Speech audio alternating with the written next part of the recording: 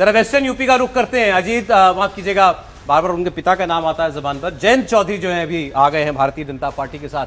सहारनपुर, कैराना, मुजफ्फरनगर, मेरठ। सहारनपुर बसपा के पास सीट थी, मुस्लिम वोट की डोमिनेंस है यहां पर, लेकिन इस बार बीजेपी के पास आ सकती है। कैराना बीजेपी के पास सीट है, मुस्लिम और जाट यहां पर वोकल वोटर है, प्रोमिनेंट वोटर है, बीजेपी के पास आ सकती है। मुजफ्फरनगर बीजेपी की जीती हुई सीट है, मुस्लिम दलित की सीट है, जाट यहां पर दबंग आता है।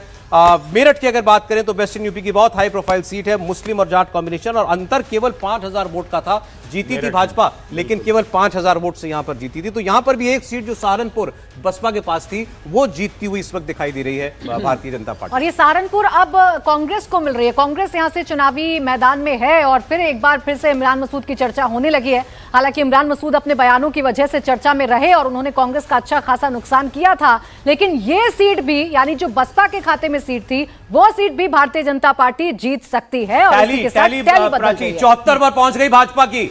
80 में से अभी तक हमने आपके सामने 66 सीटों का सर्वे रख दिया, केवल 4 सीट बाकी है।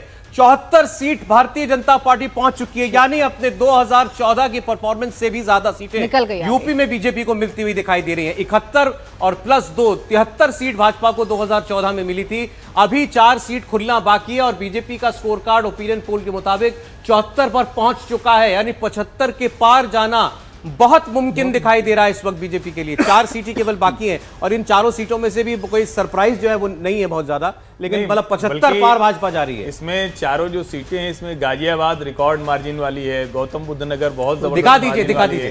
तो एक तरह से कहें तो अब तो भारतीय जनता पार्टी के लिए वो पॉजिटिव सीटें ही हैं। मेरठ को लेकर जरूर है, मेरठ और मुजफ्फरनगर दोनों ये सीटें हैं। हालांकि मुजफ्फरनगर में भारतीय जनता पार्टी ने जब जाट प्रत्याशी उतारा वो जीता है।